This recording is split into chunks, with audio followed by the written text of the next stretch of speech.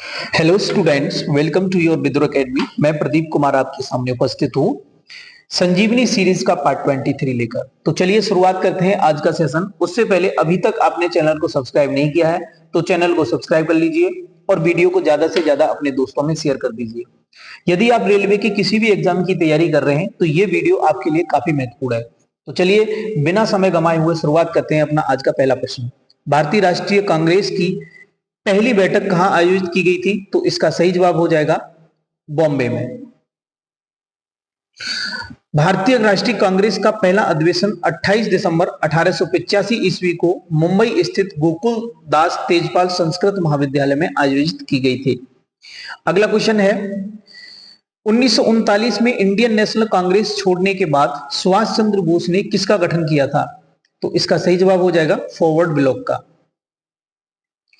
सुभाष चंद्र बोस ने 1939 ईस्वी में भारतीय राष्ट्रीय कांग्रेस को छोड़ दिया और इन्होंने 1939 ईस्वी में ही एक अलग पार्टी फॉरवर्ड ब्लॉक का गठन किया। इन्होंने त्रिपुरी और हरिपुरा अधिवेशन की भी अध्यक्षता की थी।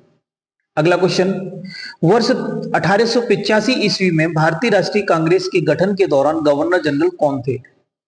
तो इसका सही जवाब हो जाएगा ऑप्शन बी, डफरिन।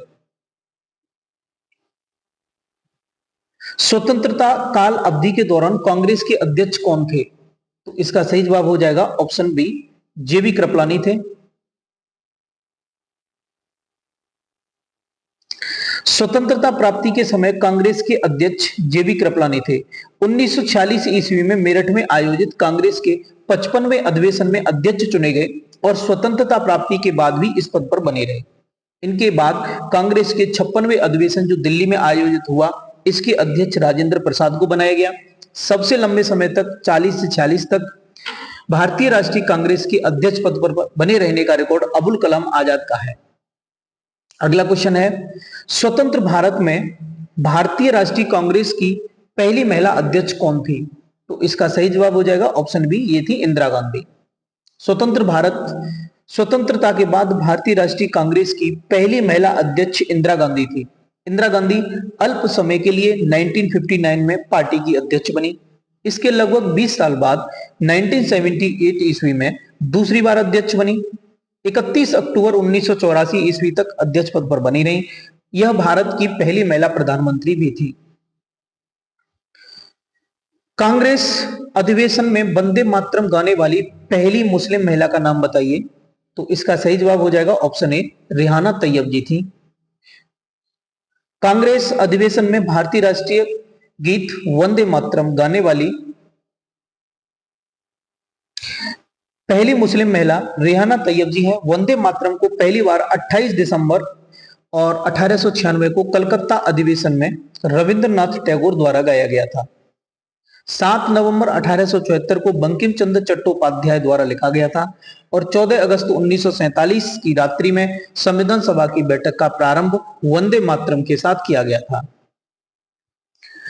ताप्ती नदी के किनारे आयोजित सूरत अधिवेशन में भारतीय राष्ट्रीय कांग्रेस का 2 दलों में विभाजन किस वर्ष हुआ था? तो ये बात है 1907 की। सूरत अधिवेशन 1907 में ताप्ती नदी के किनारे संपन्न हुआ। इस अधिवेशन में भारतीय राष्ट्रीय कांग्रेस 2 भागों में गर्म दल और नरम दल में विभाजित हो गई। 1907 के अधिवेशन की अध्यक्षता रास बिहारी घोष ने की थी। अगला क्वेश्चन, 1907 में कांग्रेस के नेतृत्व में कौन से सत्र में चरमपंथियों और नरमपंथियों का विभाजन हुआ था? तो ये हुआ था सूरत अधिवेशन में। भारतीय राष्ट्रीय कांग्रेस के प्रथम मुस्लिम अध्यक्ष कौन थे? तो ये कौन थे? ये होंगे आई थिंक बदरुद्दीन तैयब जी। चलिए देख लेते हैं। हाँ बिल्कुल सही जवाब है, देखिए ऑप्शन डी करेक्ट है। तो 1885 में जो कांग्रेस का प्रथम अधिवेशन हुआ था ये मुंबई में हुआ था और इसकी अध्यक्षता बिमल चंद्र बनर्जी ने की थी। इसके नेक्स्ट ईयर 1886 में कलकत्ता में अधिवेशन हुआ। दादा भाई नौरोजी ने इसकी अध्यक्षता की थी और ये प्रथम पारसी अध्यक्ष थे। 1887 में मद्रास में हुआ। बदरुद्दीन तैयब जी ने जो प्रथम मुस्लिम अध्यक्ष थे। 1888 में इलाहाबाद में हुआ था और इसकी अध्यक्षता जॉर्ज यूल ने की थी। ये प्रथम अंग्रेज अध्यक्ष थे। भारतीय राष्ट्रीय कांग्रेस के प्रथम अध्यक्ष का नाम क्या था? तो इसका सही जवाब हो जाएगा व्योमेश चंद्र बनर्जी। किसकी अध्यक्षता में भारतीय राष्ट्रीय कांग्रेस ने 19 दिसंबर 1929 को लाहौर अधिवेशन में पूर्ण स्वराज को अपना अंतिम लक्ष्य घोषित किया था? तो इसका सही जवाब हो जाएगा ऑप्शन सी, जवाहरलाल नेहरू। दिसंबर 1929 में भारतीय राष्ट्रीय कांग्रेस का वार्षिक अधिवेशन तत्कालीन पंजाब प्रांत के लाहौर में हुआ। इस ऐतिहासिक अधिवेशन में कांग्रेस ने पूर्ण स्वराज को अपना अंतिम लक्ष्य घोषित किया। जवाहरलाल नेहरू, जिन्होंने पूर्ण स्वराज के विचार को लोकप्रिय बनाने में सर्वाधिक योगदान दिया था, इस अधिवेशन के अध्यक्ष चुने गए थे। अगला क्वेश्चन है, 15 अगस्त 1947 को भारतीय राष्ट्रीय कांग्रेस के अध्यक्ष कौन चुने गए थे? तो इसका सही जवाब हो जाएगा ऑप्शन बी, जेबी कृपलानी। सरदार वल्लभ भाई पटेल, ठीक, ये कराची अधिवेशन में 1931 में, जेबी कृपलानी 1946 मेरठ में, पंडित जवाहरलाल नेहरू लाहौर अधिवेशन में, लखनऊ में, फैजपुर में, तो लाहौर में 1929, लखनऊ में 1936, फैजपुर में 1937। इन तीनों अधिवेशन में जवाहरलाल नेहरू ने कांग्रेस के अधिवेशन की अध्यक्षता की थी। राजेंद्र प्रसाद ने बंबई में जो 1934 में अधिवेशन हुआ था, इसकी अध्यक्षता की थी। तो चलिए अब जो क्वेश्चंस हम डिस्कस करने जा रहे हैं, ये questions partition of Bengal and Swadeshi movement से रिलेटेड क्वेश्चन है। तो इसका पहला क्वेश्चन है, किस वर्ष में भारत के तत्कालीन वायसरॉय कर्जन ने बंगाल विभाजन की घोषणा की थी? तो ये बात है 1905 की, ठीक है। तत्कालीन वायसराय कर्जन ने 1905 में बंगाल विभाजन की घोषणा की थी।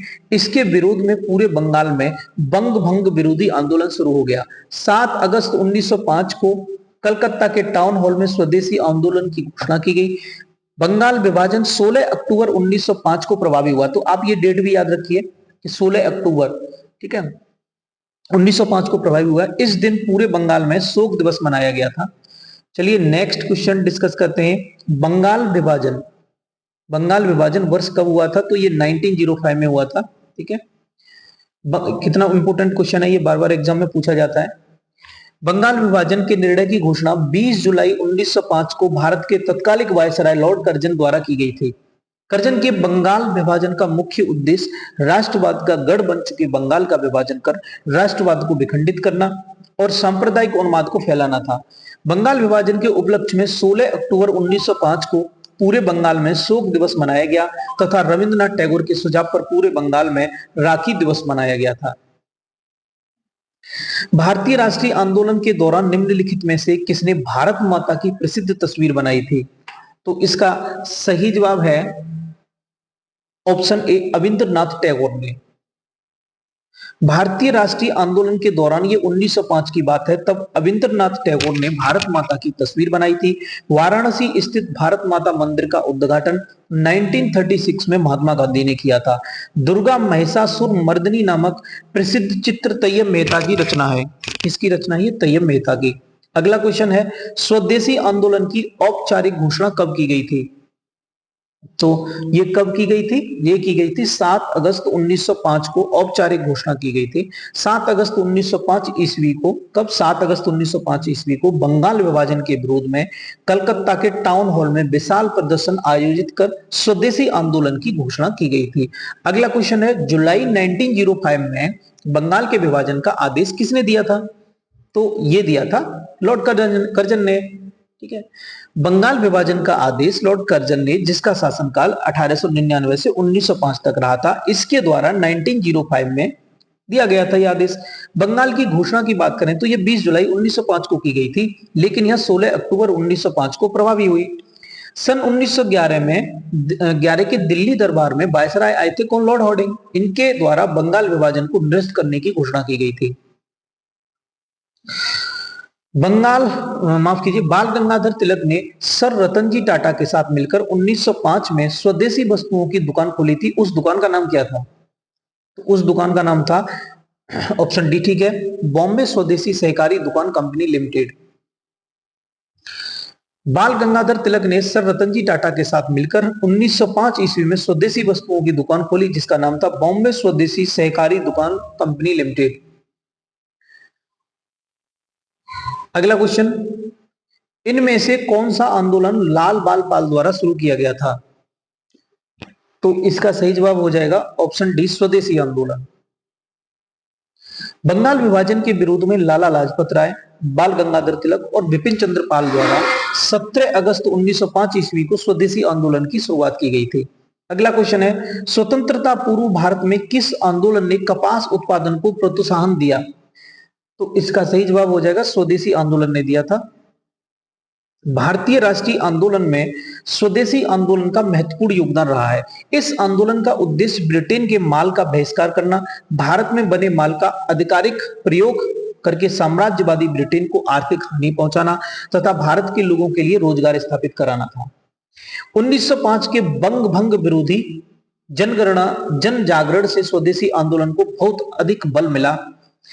यह 19 आंदोलन 1911 तक चला तथा गांधी जी के भारत में पदार्पण से पहले सफल आंदोलनों में से एक था। इस आंदोलन में भारत में कपास के उत्पादन को प्रोत्साहन मिला। अगला क्वेश्चन है, किस स्थान को नर्सरी ऑफ द बंगाल यानी नर्सरी ऑफ द बंगाल कहा जाता है? ये किसको कहा जाता है? तो इसका सही जवाब हो जाएगा ऑप्शन डी, अवध को कहा जाता है। अवध को nursery of the Bengal army कहा जाता था। बंगाल आर्मी के लिए बड़ी संख्या में सिपाहियों की भर्ती अवध और पूर्वी उत्तर प्रदेश के गांवों से की जाती थी, इसलिए अवध प्रांत को यह संज्ञा प्रदान की गई। नेक्स्ट, बंगाल में स्वदेशी आंदोलन के दौरान बनाए गए तिरंगे झंडे में कौन कौन से रंग थे? तो इसका सही जवाब हो जाएगा ऑप्शन सी, लाल, हरा और पीला। स्वदेशी आंदोलन के दौरान बनाए गए तिरंगे झंडे में लाल, पीला और हरे रंग की 36 पट्टियों से बनाया गया था। भारत का पहला राष्ट्रीय गैर आधिकारिक ध्वज 7 अगस्त 1906 को पारसी बागान चौक यानी ग्रीन पार्क और कलकत्ता अब कोलकाता में फहराया गया था। निम्नलिखित में से किसने स्वदेशी आंदोलन के माध्यम से औपनिवेशिक प्रशासन के लिए उदारवादी, क्रमिक और प्रेरक दृष्टिकोण की वकालत की थी? तो इसका सही जवाब हो जाएगा ऑप्शन ए, गोपाल कृष्ण गोखले। गोपाल कृष्ण गोखले तथा उदारवादी नेताओं ने स्वदेशी आंदोलन के माध्यम से औपनिवेशिक शासन के लिए उदारवादी, क्रमिक और प्रेरक दृष्टिकोण की वकालत की थी, जबकि लाल बाल पाल से विख्यात लाला लाजपत राय, बाल गंगाधर तिलक और बिपिन चंद्र पाल उग्रवादी गुट के नेता थे। उग्रवादियों द्वारा बहिष्कार के अलावा सरकारी स्कूलों, कॉलेजों, सरकारी सेवाओं, अदालतों, विधान परिषदों, नगर पालिकाओं, सरकारी उपाधियों आदि के बहिष्कार का आह्वान किया गया। स्वदेशी आंदोलन की शुरुआत भारत में डैश के दौरान हुई थी, तो ये कब की बात है? ये है बंग भंग विरोधी आंदोलन के दौरान स्वदेशी आंदोलन की शुरुआत हुई थी। कर्जन ने 20 जुलाई 1905 को बंगाल विभाजन की घोषणा की थी, जिसके परिणाम स्वरूप 7 अगस्त 1905 को कलकत्ता के टाउन हॉल में स्वदेशी आंदोलन की घोषणा की गई। इसी बैठक में ऐतिहासिक बहिष्कार प्रस्ताव पारित हुआ। स्वदेशी आंदोलन के समय बाल गंगाधर तिलक, लाला लाजपत राय और अरविंद घोष ने पूरे देश में स्वदेशी अहम बहिष्कार का प्रचार किया। इस आंदोलन की सबसे बड़ी विशेषता यह थी कि महिलाओं का सक्रिय रूप से भाग लेना था। इसमें स्वदेशी आंदोलन के दौरान ही वंदे मातरम भारतीय राष्ट्रीय आंदोलन का शीर्षक गीत बन गया। भारत में स्वदेशी आंदोलन की शुरुआत कब हुई थी? तो इसका सही जवाब है ऑप्शन बी, बंग भंग विरोधी आंदोलन के दौरान भारत में स्वदेशी आंदोलन की शुरुआत हुई थी। स्वदेशी आंदोलन कब शुरू हुआ था? तो इसका सही जवाब है 1905 में। कर्जन द्वारा बंगाल विभाजन के निर्णय का वास्तविक कारण किसे माना जाता है? तो इसका सही जवाब हो जाएगा ऑप्शन सी, अंग्रेजों की फूट डालो और राज करो की नीति के। 20 जुलाई 1905 को लॉर्ड कर्जन ने बंगाल विभाजन की घोषणा की। यह 16 अक्टूबर 1905 ईस्वी को प्रभावी हुआ। इतिहास में इसे बंग भंग के नाम से भी जाना जाता है। यह विभाजन अंग्रेजों की फूट डालो और राज करो की नीति का ही एक हिस्सा था। भारतीय राष्ट्रीय आंदोलन के दौरान निम्न में से किसे मशीनों और प्रौद्योगिकी का महामंडन नहीं करने के कारण मानव समाज का प्रतीक माना गया था? तो इसका सही जवाब हो जाएगा चरखा।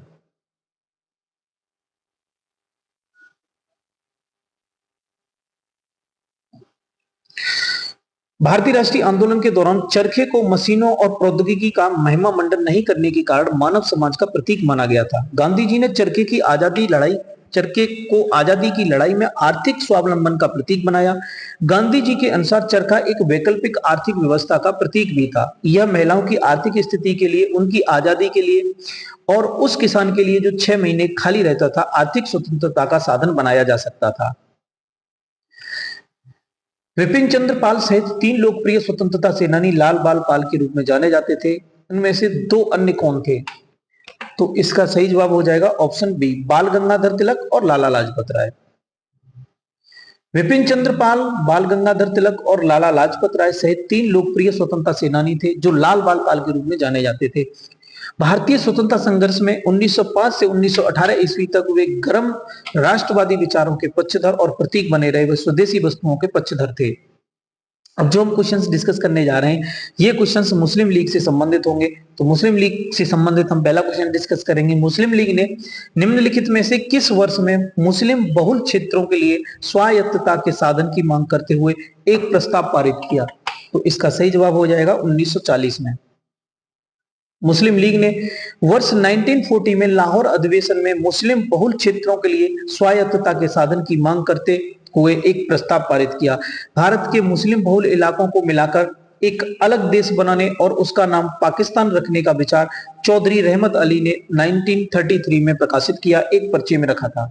इसके अंतर्गत पंजाब, अफगान प्रांत, कश्मीर और सिंध बलूचिस्तान आते थे। डायरेक्ट एक्शन डे की घोषणा किसने की थी? तो इसका सही जवाब हो जाएगा ऑप्शन ए, मोहम्मद अली जिन्ना ने की थी।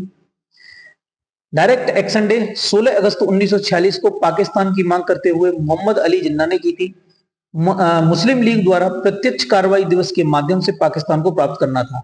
मोहम्मद अली जिन्ना ने घोषणा की या तो विभाजित भारत या नष्ट भारत होगा। प्रत्यक्ष कार्रवाई दिवस 1946 को कलकत्ता किलिंग्स के रूप में भी जाना जाता है क्योंकि यह ब्रिटिश भारत के बंगाल प्रांत के कलकत्ता में मुसलमानों और हिंदुओं के बीच व्यापक सांप्रदायिक दंगों का दिन था।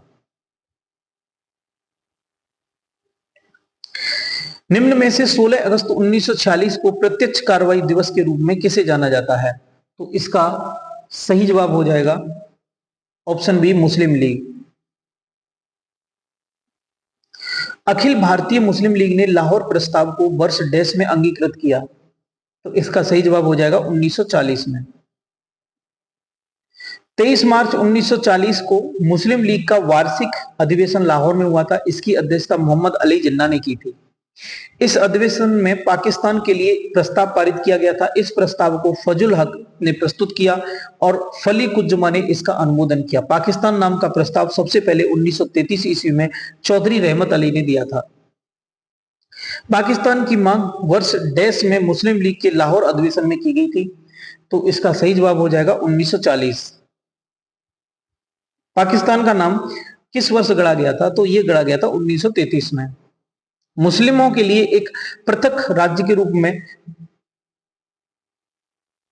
पाकिस्तान शब्द को सर्वप्रथम कैम्ब्रिज विश्वविद्यालय के छात्र चौधरी रहमत अली ने 1933 ईस्वी में गढ़ा था। नाउ और नेवर शीर्षक आने वाले पंफलेट में रहमत अली ने पाकिस्तान शब्द अखंड भारत के कुछ प्रांतों को तोड़कर निर्मित किया था। मुसलमानों के लिए सर्वप्रथम पृथक राष्ट्र का विचार अभिव्यक्त व प्रस्ताव 1930 में मुस्लिम लीग के इलाहाबाद अधिवेशन में मोहम्मद इकबाल ने रखा था। पाकिस्तान का निर्माण 14 अगस्त 1947 को भारत के विभाजन के फलस्वरूप हुआ था। अगला क्वेश्चन है, मुस्लिम लीग की स्थापना किस शहर में हुई थी? तो इसका सही जवाब हो जाएगा ऑप्शन बी, ढाका में। मुस्लिम लीग की स्थापना नवाब सलीमुल्लाह के नेतृत्व में 30 दिसंबर 1906 को ढाका यानी बांग्लादेश के ढाका में हुई थी। मुस्लिम लीग के 1908 ईस्वी में हुए अमृतसर अधिवेशन, जो तीसरा अधिवेशन था, इसमें मुसलमानों के लिए पृथक निर्वाचक मंडल की मांग की गई। 1909 ईस्वी में माल्य मिंटो सुधार द्वारा स्वीकृति प्रदान किया गया। मुस्लिम लीग की स्थापना कब की गई थी? तो इसका सही जवाब हो जाएगा 1906 में, 1906 में।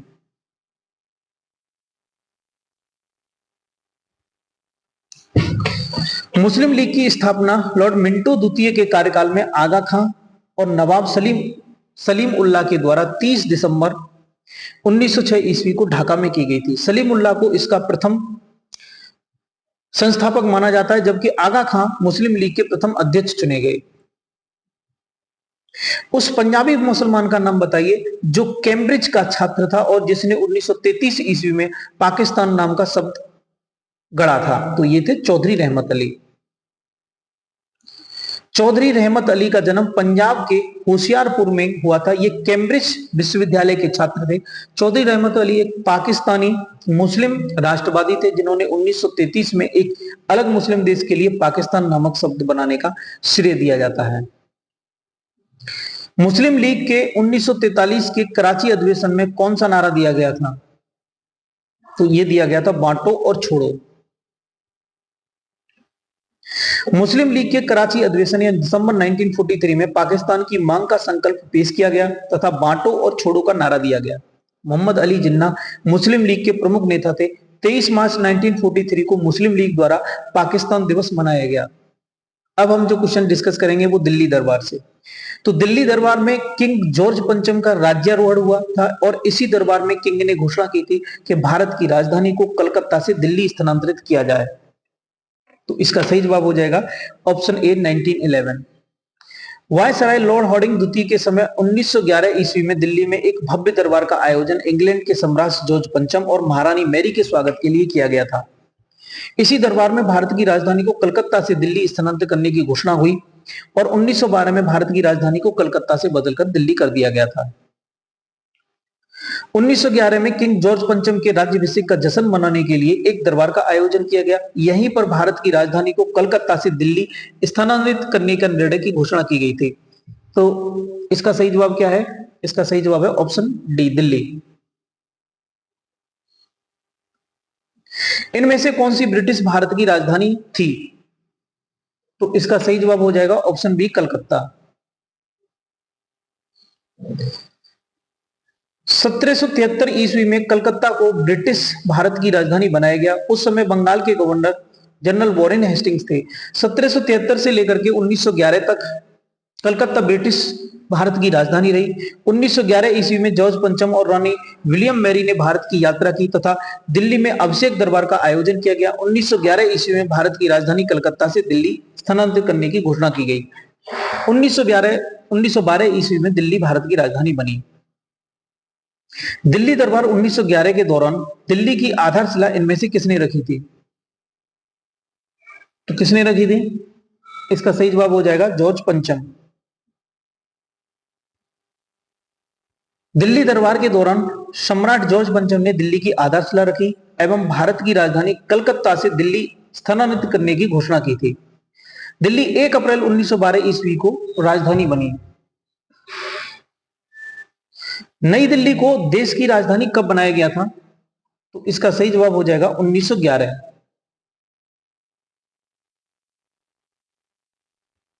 1911 में नई दिल्ली को देश की राजधानी बनाने की घोषणा की गई थी। भारत की राजधानी को किस शहर से दिल्ली लाया गया था? तो ऑप्शन सी सही है, कलकत्ता से। लॉर्ड हार्डिंग द्वितीय ने 1910-16 ईस्वी का जिसका शासनकाल था, इसमें राजधानी कलकत्ता से दिल्ली स्थानांतरित करने की घोषणा की थी। अगला, किंग जॉर्ज पंचम तथा क्वीन मैरी की यात्रा की याद में 1911 में भारत का कौन सा लोकप्रिय पर्यटन स्थल बनाया गया? तो इसका सही जवाब हो जाएगा option B, gateway of India.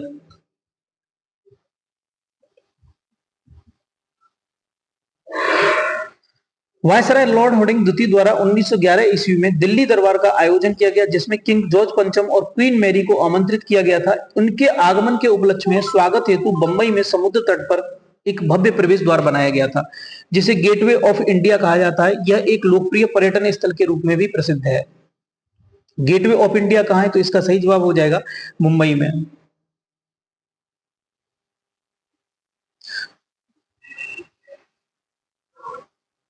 किस वर्ष में तत्कालीन शहंशाह जॉर्ज पंचम ने दिल्ली को आधिकारिक रूप से ब्रिटिश भारत की राजधानी घोषित किया था? तो यह किया था 1911 में।